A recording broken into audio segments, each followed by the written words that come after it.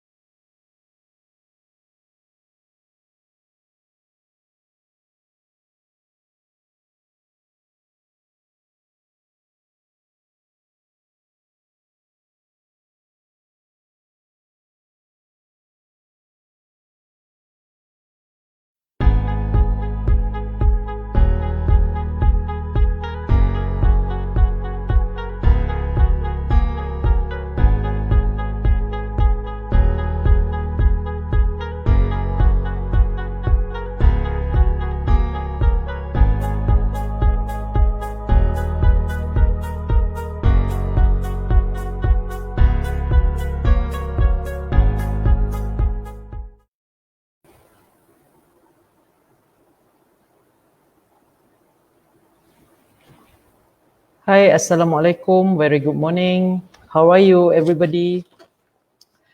My name is Afzan Mahadi, Head of Coaching Expertise, National Coaching Academy, ISN Malaysia. First of all, I would like to welcome everyone to perform Coaching Talk and Share Series 6, year 2020. And thank you to the fellow ICCE team, MSN Negeri, MSN Negara, coaches, teachers, students, ISN's fellow parents, without neglected the numerous local and global viewers around the world. Also, Selamat Hari Kemerdekaan National Day to the all Malaysian citizen on the 31st of August 2020, and ISN also celebrating the 9th ISN Day on the 16th September 2020, as same date as Malaysian Day on the 16th September that we're celebrating this one. All right.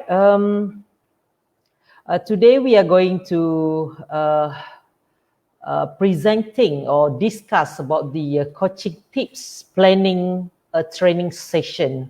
So with the Perform Coaching Talk and Share Series 6, I hope that everybody will gain knowledge with us, share the knowledge that I shared with you guys, with the global views, with your environment itself. All right. The principle of the training session that we are going to discuss today, I divided into quite 4 to 5 different elements. But of course, everybody knows that training session may seem a second nature, but only few training sessions are insightful, meaningful and effective. So how do we conduct on the effective sports training session? So we start with the a few elements that we need to concentrate with. The one that I'm going to start with, the principle of programming, which is, are you as a coach structuring your training correctly?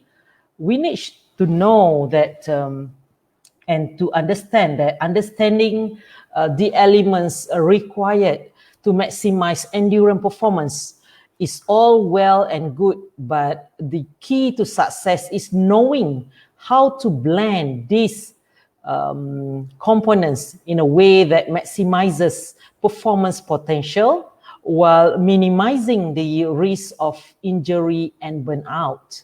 So in this principle of programming, are you really structuring your training correctly?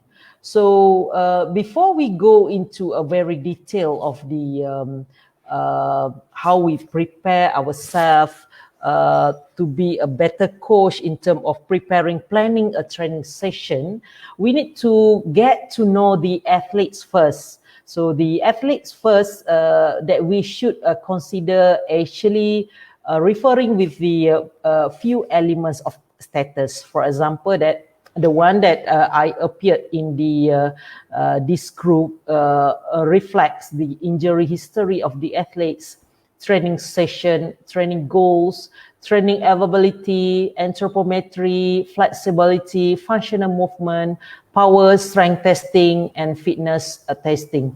This element of the background of athletes actually can proper plan your training session according to the athlete's ability.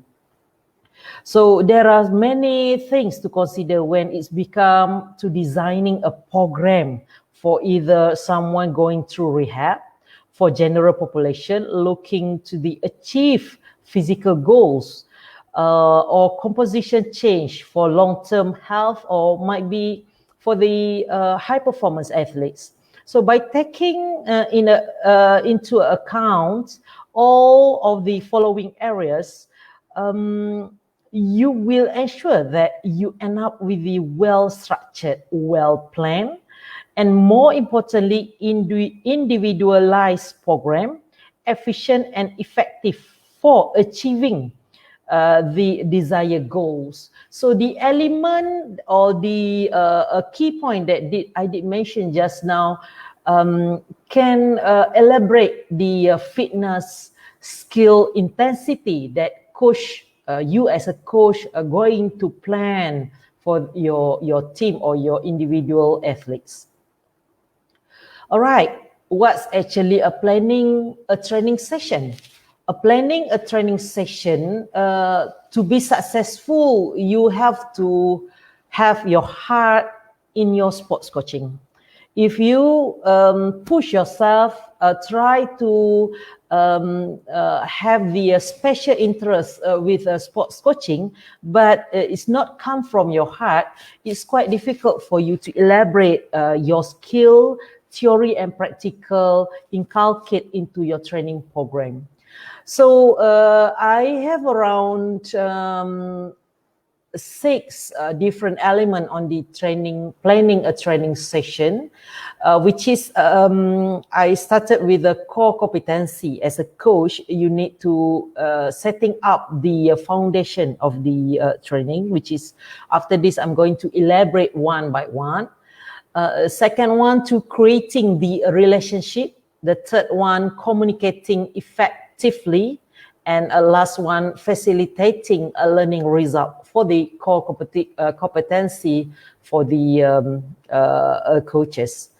Next, we go for the how to develop a training session, how to gathering information and setting goals. So normally we have the setting a goals like a SMART, must be what we call measurable, specific, such the SMART model. Next, we go for the tips for the planning training activities. Continuous with conducting a training session, and lastly, tips for demonstrating a skill. So the six element that I mentioned, a bullet point that I mentioned here, actually may help you guys as a coach, as the teachers, or as a parents to planning a training session effectively. All right, okay. On the core element or core competency that I did mention earlier part, we have four related, referring with the setting the foundation.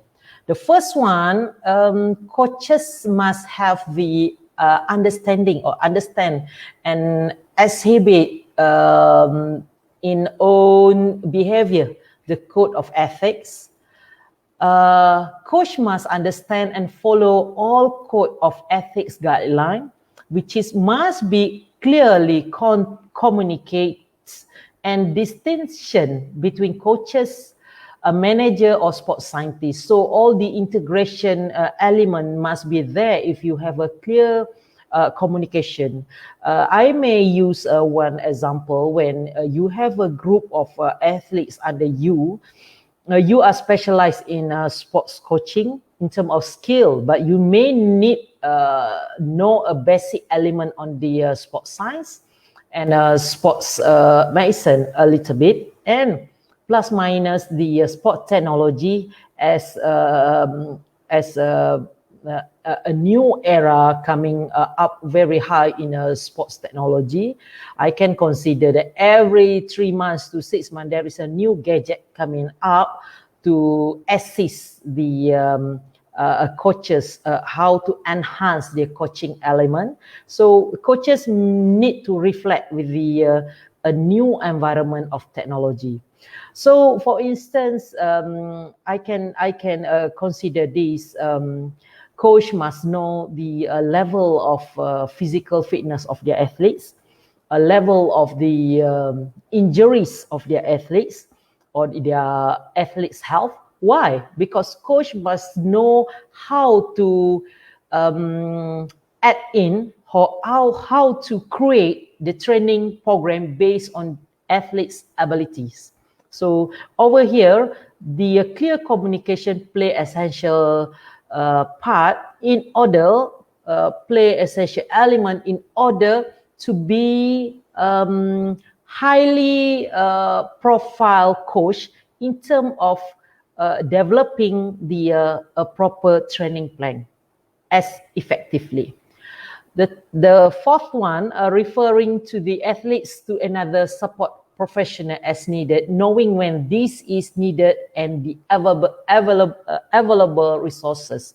This is referring to the what the professional as needed, because being a coach, not every element in the sports ecosystem that you can handle by your own. So for example, like in a physiotherapist, you may know in a basic element like your ankle twisted, but how are you going to prevent? Might be part of Lee is coming up with a proper warm-up, proper cooling down, and beside that you need to have the group members who knows better than you related to the physiotherapy is related to the muscle tense and so on, like you have a muscle and so. So the element of the try to get another support professional as needed is actually required in your training regime or in your training environment. All right, for the setting foundation core, for the core 2 is establishing the coaching agreement. Why? To understand the effective discuss with parents and athletes. Understand and effectively discuss with parents and athletes. So every coaches must have the two ways communication to discuss with parents, more or less for those who are underage, to control, for example, like to control their diet, to control the training time, to schedule the what we call the competition and so on, because every athletes, they do have their own lifespan, they do have their own a range of a schedule every day, because most of them are still schooling, most of them might be part-time as working as a part-time and so on. So this is element that a coach must have a coaching agreement with your what we call it athletes or the parents or teachers itself. The second one reaches agreement about what level and the condition of these athletes. So you need to share in terms of physical attributes, the mental level of your athletes, the preparation of the mental toughness. You may add a little bit on the winning mentality inside your level and condition of the athletes. The last one is a determine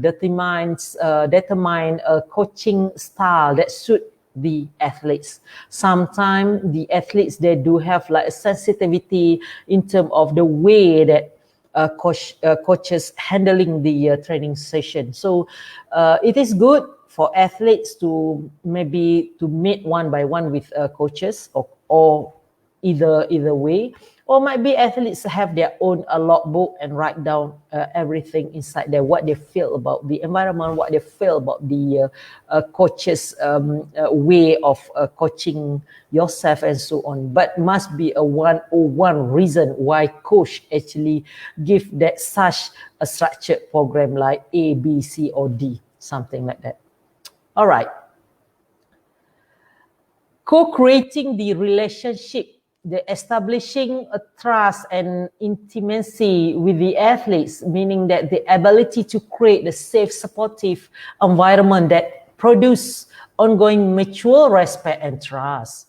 So as a coach, we need to show the genuine concern on the welfare and future of the athletes. For example, like if you have a full-time long-term athletes program, long-term athletes or long-term elite development program, you must give like a package. When you selling like insurance, for example, you have a package 100,000, after 10 years you will get this one and such. So like in sports, you need to show the genuine concern of the welfare and future of the athletes. For example, like those athletes who are underage, who still schooling.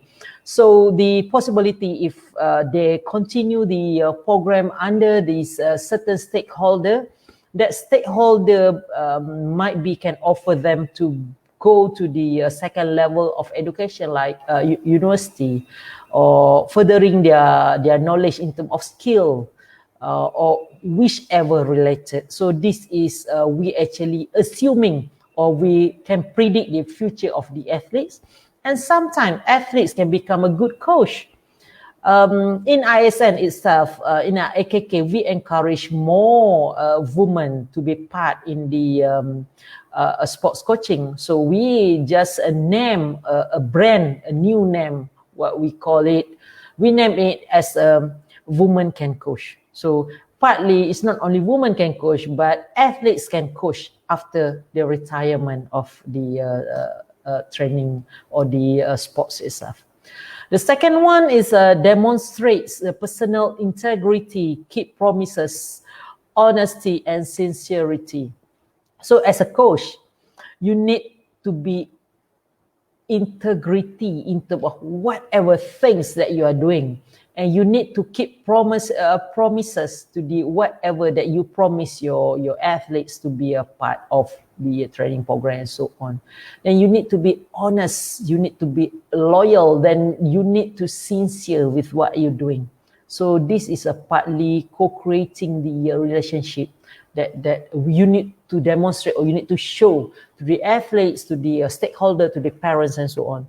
So respect for athletes' perception, a learning style, and personal being.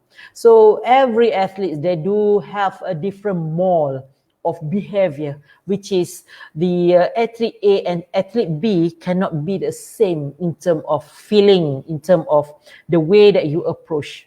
But there is a very difficult for every coaches to go one by one, but you can easily average the level of thinking, the level of way for you to conduct a training session in certain group.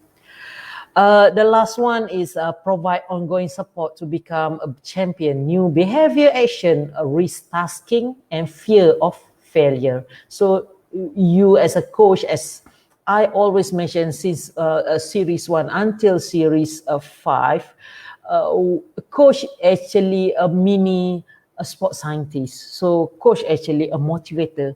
If you cannot be a motivator, you can't be a coach. So you can't plan a training plan session with a very effective level. So provide ongoing support to become a champion actually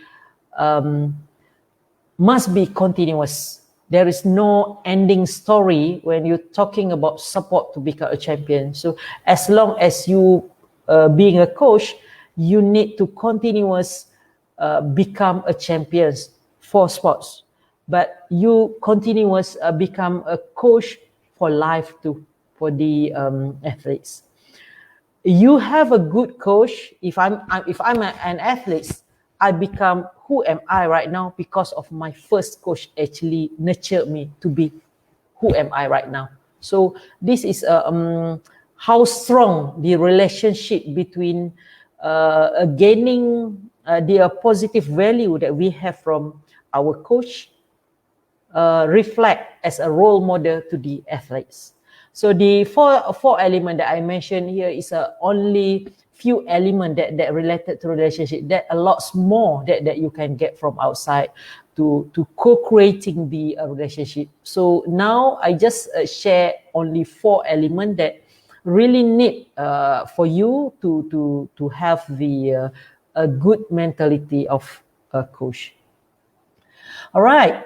We go for the co-creating the relationship on the coaching presence. Ability to fully concise and create spontaneous relationship with the clients, and employing a style that is open and flexible and also confident. The present and flexible during the coaching process is like a dancing in moment. So you need to flexi whatever you are doing in a coaching, but that is a part of the coaching process, dancing in moments. So you need to be enjoy, spontaneous with your athletes. Sometimes you need users humor effectively to create lightness and energy during your training program, so that your athletes or kids who are training under you not feel so tense. Then tomorrow will be a next session that they are looking forward to be a part of your session. So confidently swift perspective and experiments with a new possibility. So new possibility of experiment you need to have whenever you do the skills training, whenever you try with a new regime of training. And lastly, to demonstrate confidence in working with a strong emotion. So demonstrated confidence actually you cannot easily gain that or demonstrate the confidence if you don't have a very a strong positive value inside your mind or your heart. So you need to create into demonstrating confidence. So sometimes you might have for example, before you start your presentation or your coaching style, sometimes you need to write down what you are going to do, and sometimes you need to skill up the present it yourself, mirror it yourself by doing what we call a practical session by your own or your friends before you demonstrate it to your athletes.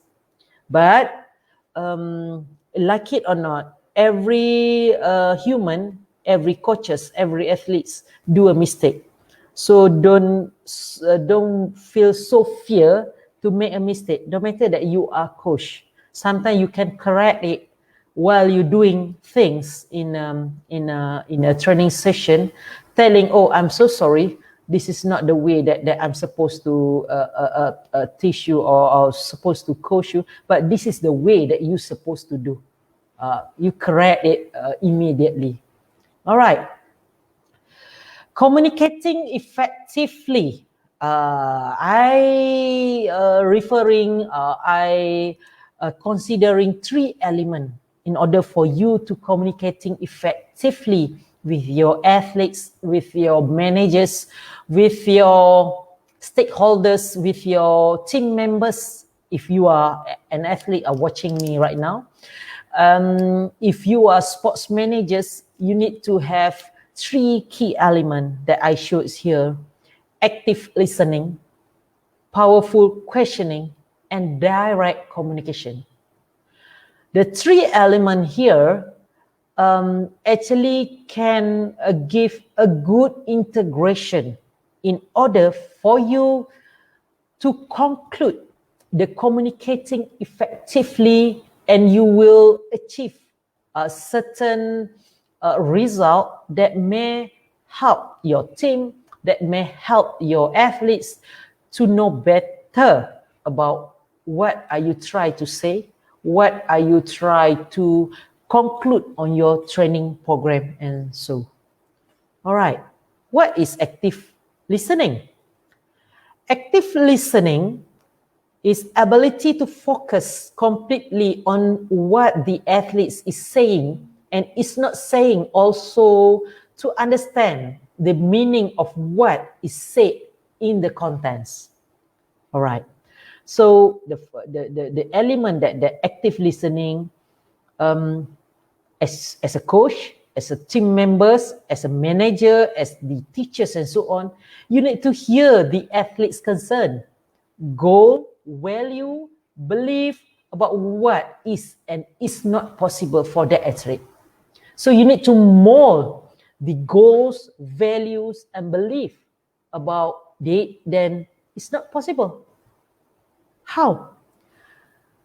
When you concern about the goals of the athletes, you need to concern about the how the athletes develop their goals in terms of fitness, for example, in terms of skill. So as a coach, you can value or give like a plot to them to say that, for example, like your current fitness level now is on the ranking 6. You're supposed to achieve at least within 2 months at the ranking 9.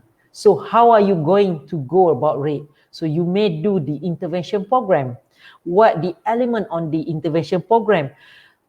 You must rectify, or you must discuss with athletes related to the SMART model, that SMART principle that athletes can develop, or you can develop, share it with athletes on the specific, measurable, agreed, realistic, and must have time based on their performance. For example, like I did mention just now, your level is level 6, you must reach at level 9 by within 2 months. So how do we go about it without giving them too much pressure, then may influence the injury and so on. So here the athlete's concern, right? The second one is distinguishes between word, tone, and the body language. How? Listening is not only you hear. Listening is all about you see what actually is going on. Hear and see. For example, sometimes athletes do not know how to elaborate to their coach or to their whoever that they're talking with. So there is a point or a point of view that every listener, which is like me, I'm listening to you guys. So am I listening to you guys is just only listen? No. If I'm one-to-one with you, I might check on your tone. You use a very high tone, or you use a general tone, or you might be use a very low tone. And the body language. Why a body language? Sometimes athletes not really understand on the way how to develop a two-way communication. So the body language play essential element here. Summarize and mirror back the athletes has said to ensure clarity. So whenever athletes saying something to you, can you just please repeat or summarize or conclude what they said, then saying back to them, to the athlete, is that this is the one that you meant? Or no, coach, this is not I meant. So the element of two-way communication maybe you have the correct answer on the summarize that you have if you do the mirror back on the athletes, what the athletes has said.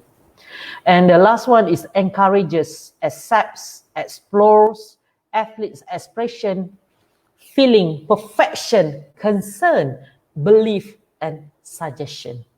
So we need keep going, encouraging. Encourage, explore what the athlete's expression. So the four elements here that we discuss on the active listen actually need to integrate one after another. When we integrate four elements here, easily for you to build the active listening of what are you going to do. So this is not only applies to coaches, but they may apply to the athlete itself, to the teachers, to the managers. So the active listening actually can encourage a good, effective, productive later on a coaching style or coaching approach that you have in your training regime. All right. What about powerful questioning? We have the very good on the active listening, but we need to have a powerful questioning. Powerful questioning referring to the ability to ask questions that reveal the information needed for maximum benefit to the coaching relationship with athletes. So ask question reflect active listening. So if you are concentrate, you are focused, you continuous understanding during the conversation, you easily can do like ask question, reflect with active learning. Do not repeat the what have you listened during your active listening and repeat the same question. All right, that is shows that you are not really focused during your session. Ask question that evoke discovery, insight, commitment, or action. All right, and ask open-ended question that create greater clarity and new learning. So powerful question actually may help others who are actually shy to us feel really uncomfortable. Sometimes athletes feel when they ask more, people will look very bad on her or him because why you don't focus during your training session? It's look like that. So sometimes team members who are highlighting or who are ask the like whatever open-ended question can clarify what actually a problem that coach try to solve, or coach try to give during the coaching tips, or during the coaching or technical element. So this is actually can clarify things. So powerful questioning, we have three that reflect the active listening, and must be that evoke discovery, insight, commitment, and ask-ended question that actually may improve or may enhance the new learning of the training or the team or the coaching style. All right, what about direct communication? We have one, active listening. We have two, powerful questioning. The third one, we have direct communication. Direct communication is ability to communicate effectively during coaching session and to use language that has the greatest positive impact on athletes. So what this is all about? This is all about direct communication with clear, articulated, and direct in sharing and providing feedback. When you doing your coaching, you must be clear. You must be the coaching elements must be simple and everybody understand. All right. Clearly stated that coaching objective purpose of the technique. For example, you have a training plan.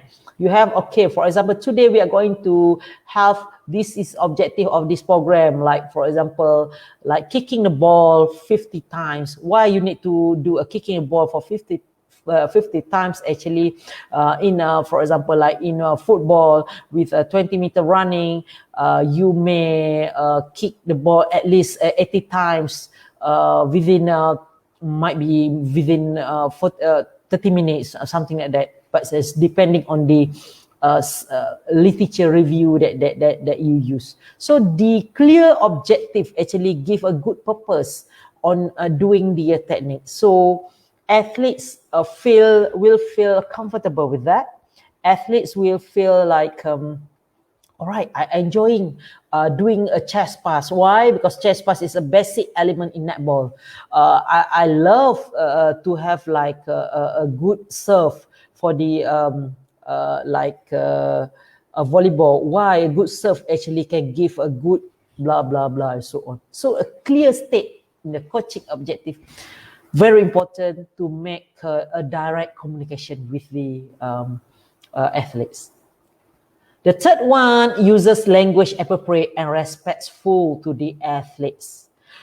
In Malaysia or in other country, we have different type of dialect. We have different type of culture. We have different type of approach. Sometimes coaches use military types. Sometimes coach use a teaching point that sometimes related to a very humble, very energetic, or very average on the moderate on the coaching style. In whatever approach that you use, remember that coaches must use a language, appropriate language. Why? Because a coach is a role model. A young athletes or athletes may reuse the word that you use, the sentence that you use to other people. So this is actually give a bad, if you use a bad word, it may repeat the same sentences that you use, then they may actually reflect to your sports, that your sport actually teaching a very bad or a very bad manner in terms of the language. Every coaches must respect to the athletes. Sometimes athletes have their own sensitivity in terms of when you highlight a certain behavior, a body shaming, or what else. a parental issue. Sometimes the athletes in your team or in under your training session have the mentally disturbed. Why? Because of the family's problem. Like for example, they have a divorced parents. They don't have a proper guide in their own lifestyle and so on. So coach actually as a coach for life. So this is a part, you as a coach, you as a manager, it's look like you are parents for the adopted or foster kids under you. All right, and last one, use metaphor or analogy to help to illustrate the a point or paint a verbal picture. What's the meaning analogy to paint or paint a verbal picture? Sometimes athletes, when you make a conversation with them, coaching them with a direct communication, they can't imagine what actually this coach talking about. So you need to do like beside the verbal conversation, you need to have like a verbal picture. Verbal picture meaning that it's look like you illustrate the environment of you video it, the situation when you giving the direct communication with them.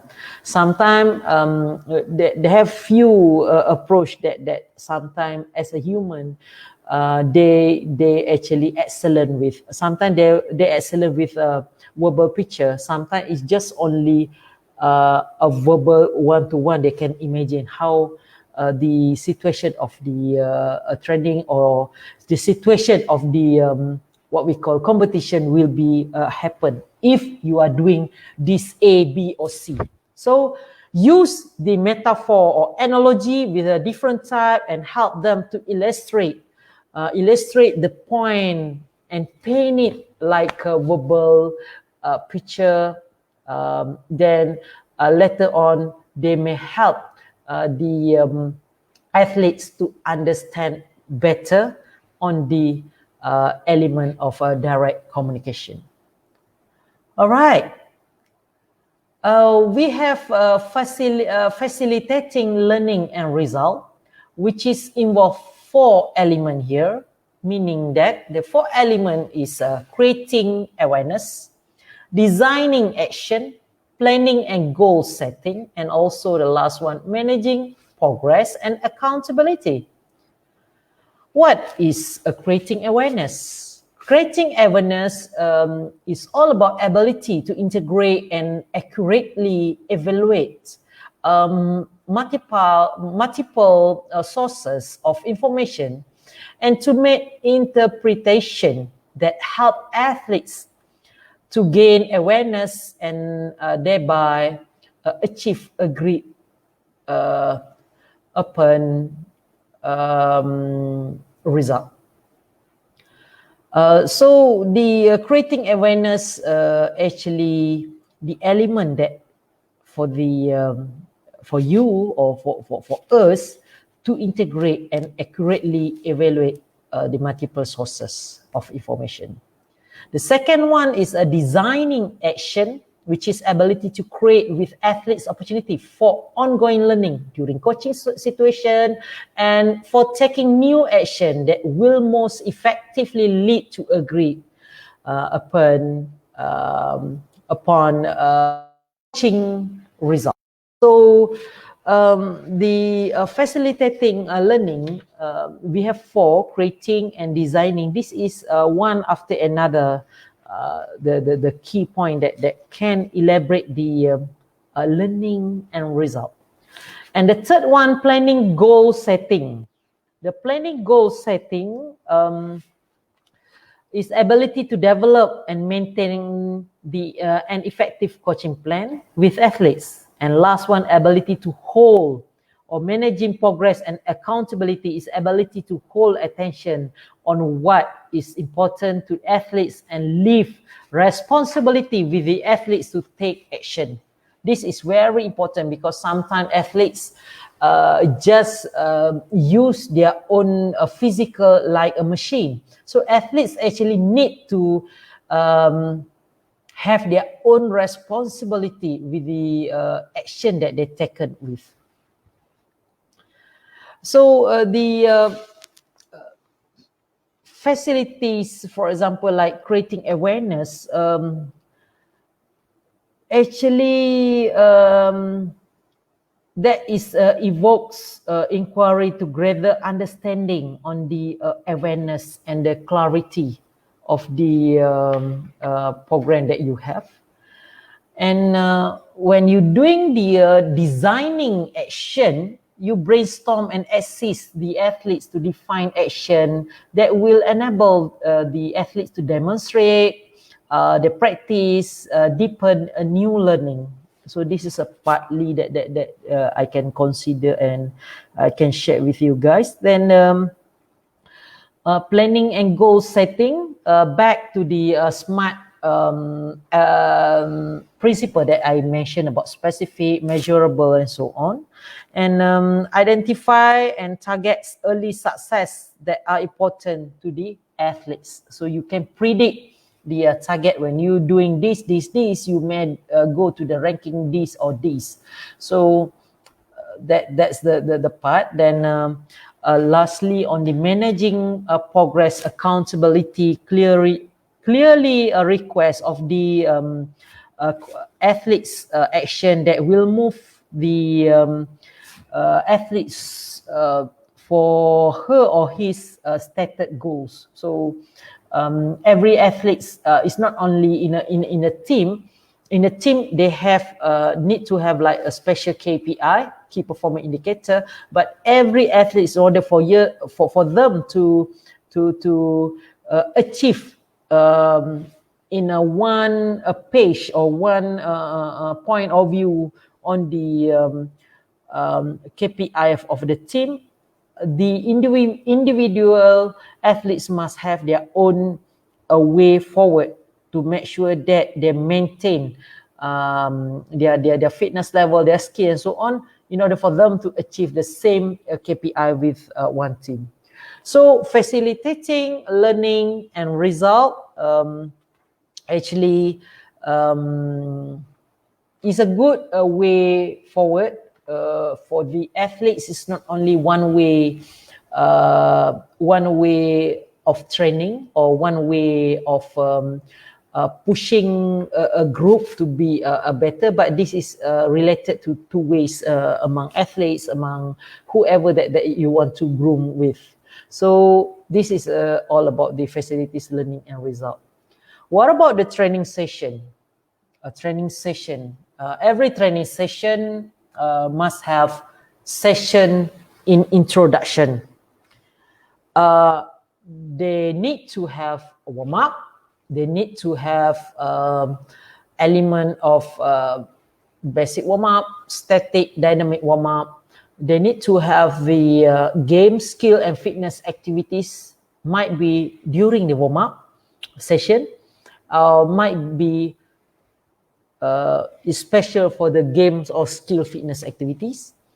And you need to have the cool down session, recovery session, and lastly, you need to have the review of the training session. Is that your objective achieved by doing a proper training session yesterday?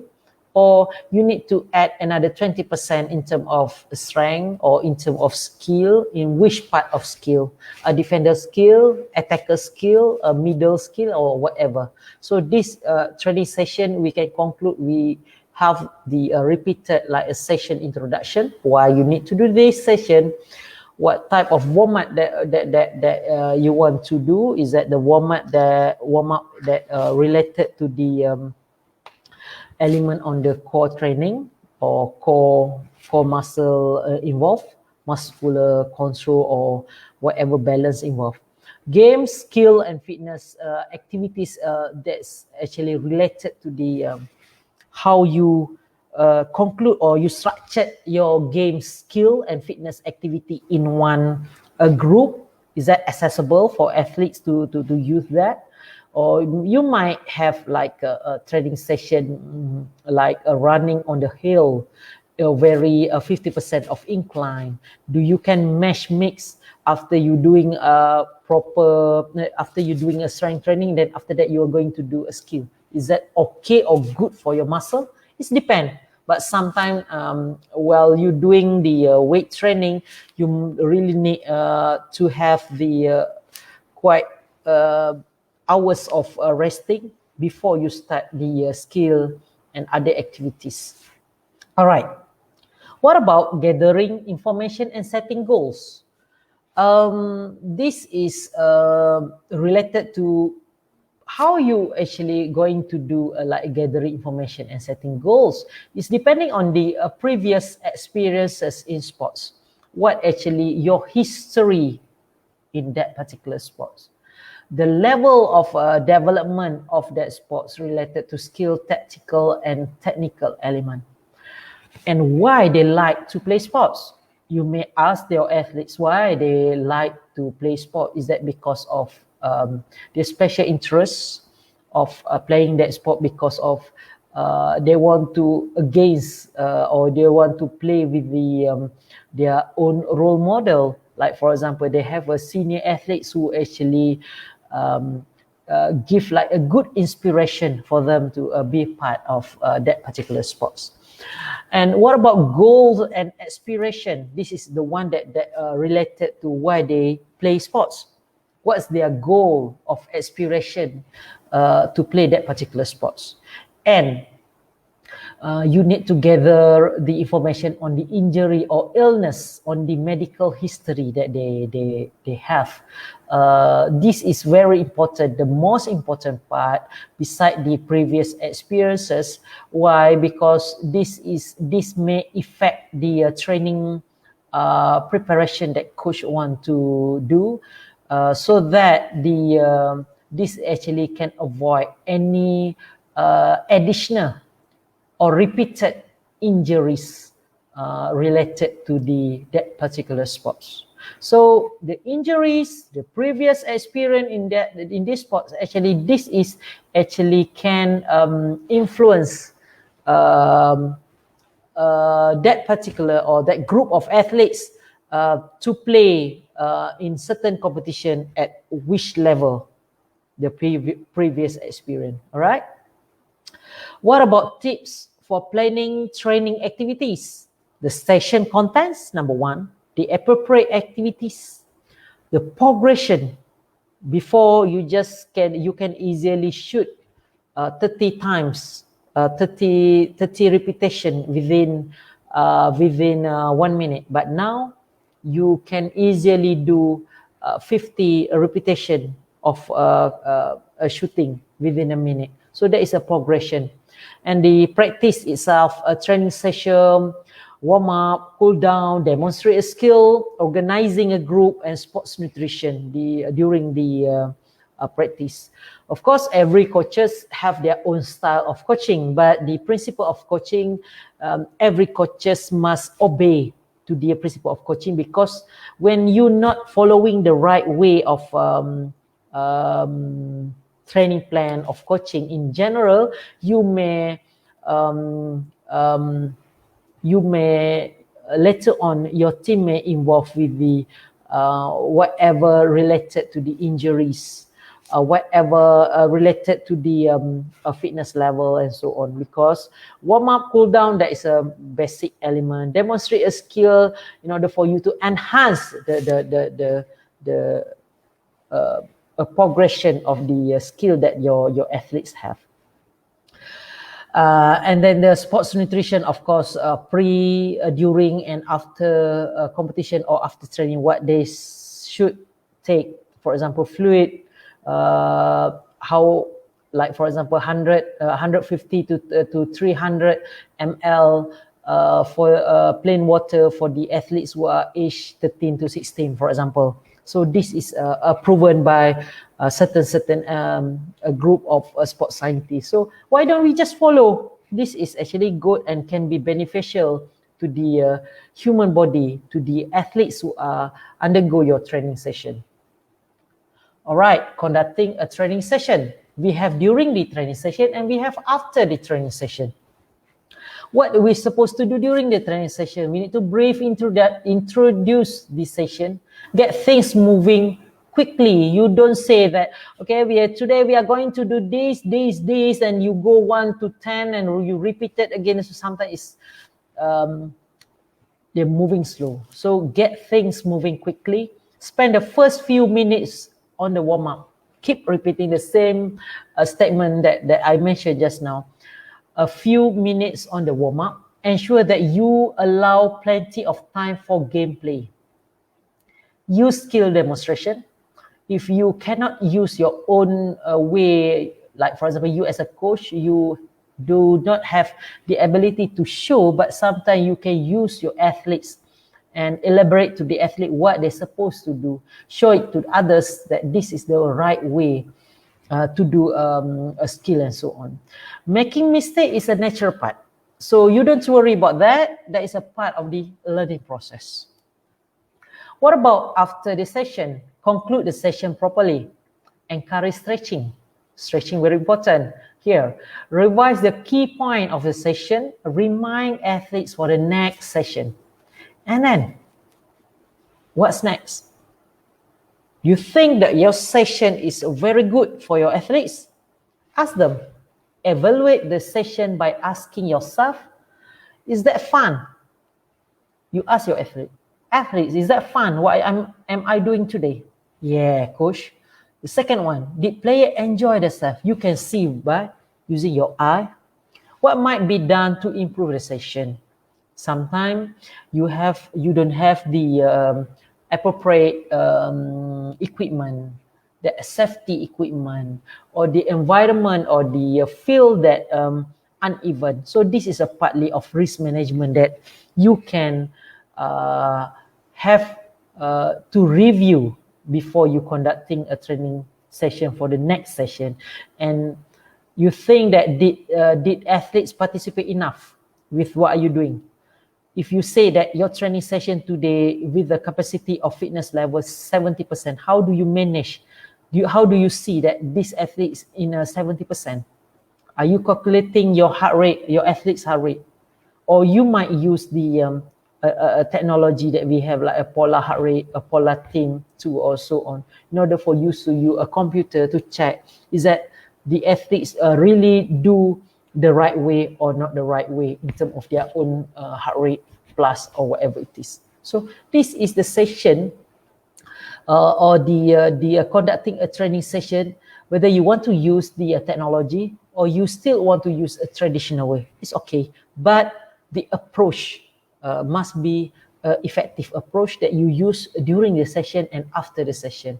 And after the session, we make sure that you go back to the sports nutrition.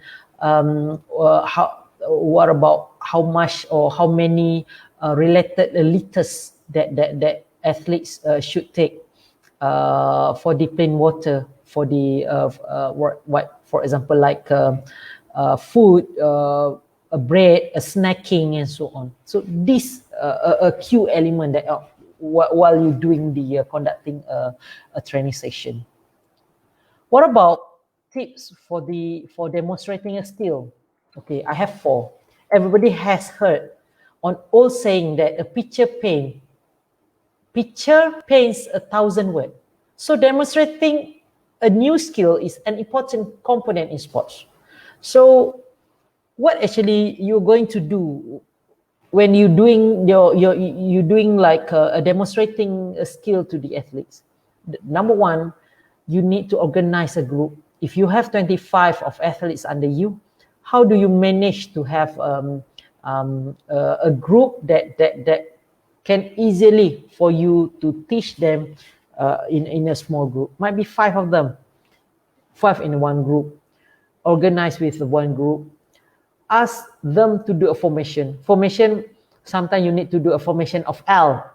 Sometimes you need to do a formation of circle, of square, and so on. Establish a routine. Sometimes a group A do the basic jumping. A group B do the like for example, what else? jumping jack or something like that. In group 3, need to do a basic push-up or something on the related for the fitness. And the last one, engaging participants. So the 4 element of demonstrating a skill actually can easily assist you, coach, in order for you to have the effective way of coaching with your team. So this is a 4 element that I want to share with you: organizing a group, formation, engaging participants, and establish routine. All right. What the take-home message that you can learn from today's session with the coaching tips planning a training session? Number 1, principle of programming. Are you structuring your training correctly? The second one, core competency of the elements. And the third one, planning a training session. So I really hope by having 3 elements that I conclude today on the take-home message can or may help you coaches how to think, how to restructure, or if you are in a better way of what are you doing in structuring, might be can assist you to enhance more deep in terms of elaborating your way of coaching or way of planning a training session. So I really hope that every coaches can develop a proper way of planning a training session at your own grassroots level, so that athletes have easily have their proper journey as athletes, what they supposed to achieve in certain time base that you propose. All right, we have a session Q&A.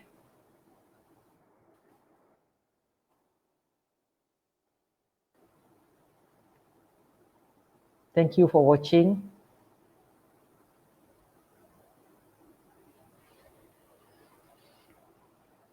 All right, anything Q&A session?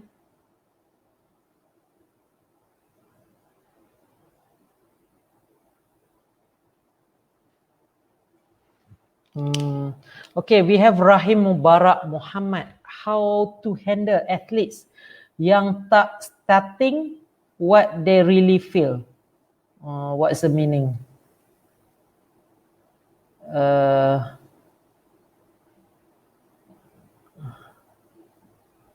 I can't really understand the question. Can I have another question? Or I can answer later on?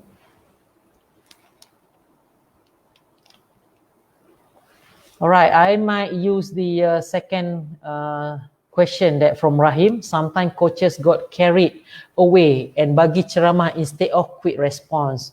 All right, that is why coaches must have the very objective in terms of what they try to say on the what actually they try to plan. So that is why I love to have the coaches who plan their session and always follow the book that they're supposed to do. We need to very objective in the session that we have. So I always believe that the logbook actually can help the coaches to narrow back what they actually instead of doing a quick response and ceramah instead, something like that. So coach must be like, for example, they need to have 5 elements of coaching skill. For example, number 1 is jumping, number 2 is like jumping, running, or number 3 might be catching. So you must be quick. You must have your own objective, the purpose of doing the training session. If you just keep nagging or you just keep telling without doing action, that is not a coach. Because coach is a unique, what we call coach is actually a unique profession. very unique profession, because you can be easily be a good teacher, but you can't really be a good a coach if you cannot apply two ways. Number one is theory, the second one is a practical. So both theory and practical must be integrated. All right.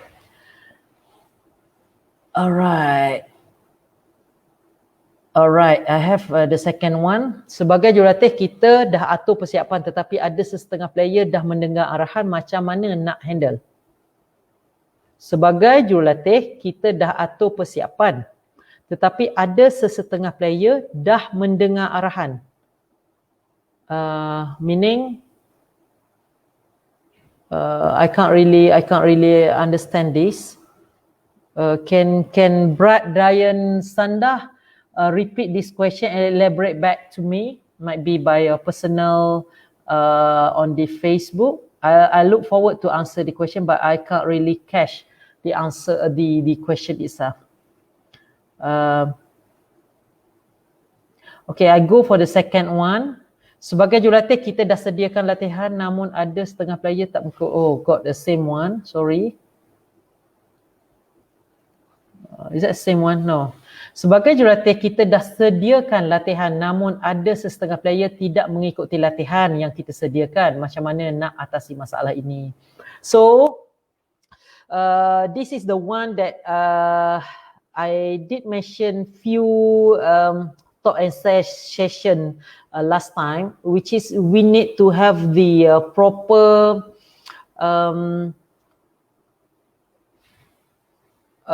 style of formation when you're doing or you dealing or you do the coaching session. So, like for example, you have a U shape. You stand in the middle, not in the middle, on the top of U shape, and the formation actually can assist you to understand better your athletes. And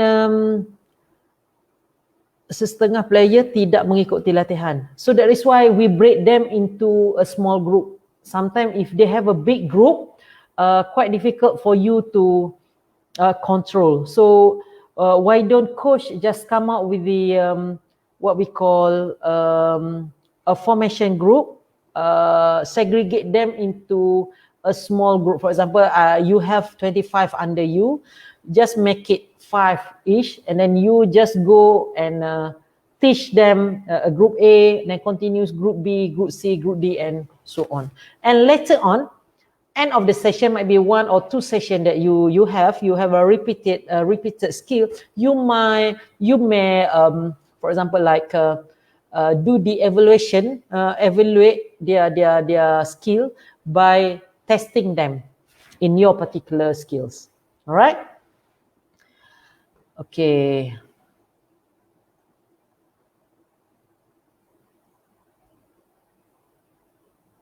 Okay, I have the second one, Rahim Mubarak. Okay, how will you handle if parents butts in coaching during the training session?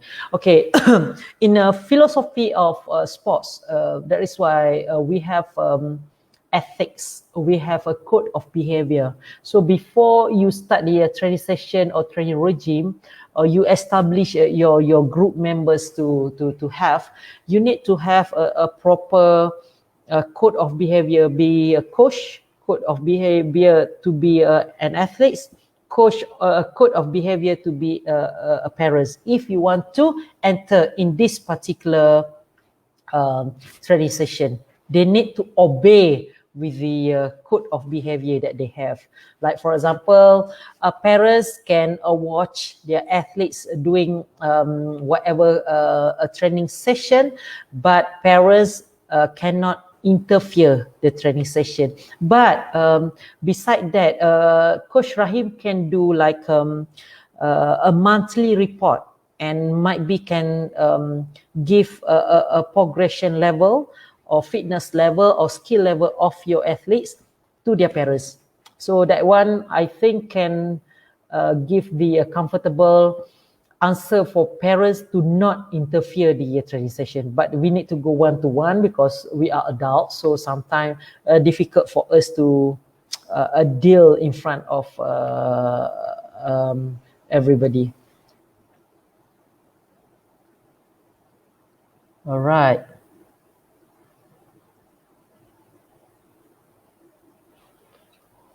Okay, I have a good question here from Randy. What is the better way to make sure individualization training principle implement to every athlete in group training such as a dodgeball? All right, we have a general training which is related to the team progression, team everything. In your training, in a team, you have your own KPI, you have your own goal. For example, you need to be at least a quarterfinal for your whatever competition. In order for you to go to the quarterfinal for that, you need to measure in terms of fitness level. What are the fitness level related to dodgeball, for example? Is that they really need the endurance? How long the competition will be? Is that they need the agility for the dodgeball? They need have the very good skill on the catching. You need to have very good skill catching and throwing in and strength. So this element actually, you may segregate this element in terms of fitness level, in terms of skill, into very weak or below 50 and above 50. So you groom those above 50 with might be 30% of fitness level. You might groom the below 50 with might be 70% of fitness level. So this actually can enhance and can motivate. But of course, when you touch on the individualization, I still remember during my training time those days, after gym work, everybody in my team going back, but I keep into a gym, doing a cycling for about an hour in order for me to improve my fitness. And my coach actually gave like a special program for me. Others, they might have 4 times yearly to have like a fitness testing. But for me, I have 4 times fitness testing in general, but I have specific fitness testing on the endurance, for example, on the flexibility, for example, on the strength, for example, very niche area of my weakness. Then they overcome the problem. All right. The last question. All right, this is a good question. From Sekolah Sukan Tengku Mahkota Ismail SSTMI. Saya ada satu soalan, macam mana untuk kekalkan motivasi training untuk atlet sekolah sukan yang tahun ini tiada sebarang pertandingan peringkat tertinggi selain pada pertandingan dalaman sahaja. Adakah kita perlu kurangkan tempoh latihan? Tempoh latihan is still the same one in terms of intensity, in terms of loading on your own periodization might be a little bit changed because it's related to the what style of your competition that you are going to have. I love to have, because this is a COVID, which is we cannot easily, this is uncontrolled situation. With an uncontrolled situation, of course, for me, to kekalkan motivation of training, you must vary the training session. You might have like, if you are a footballer, sometimes you can play other sports too. But other sport must be with a very good management of the risk management. Of your training session, and the motivation itself, of course, every athlete will be affected on the COVID. It's not athletes, the whole nation affected of the problem that we're facing on. But the training load itself, you need to rearrange on the loading intensity of your periodization plan that you have. And to keep motivation in training, I still remember that I assume that we can cross country, but now we can't do that. And then most probably for those who are playing with the contact sports. So it's very difficult for me to answer this, but coach must have internal competition. If possible, to have like with other group members of other sports to play around and allow them to keep or maintaining the fitness level. For example, I may use instead of playing football itself, you variety the football like you playing football with a crab soccer. So you manufacture the or you try to rearrange on the rules of your sports itself. So you play crab soccer, you can Google it how to play crab soccer.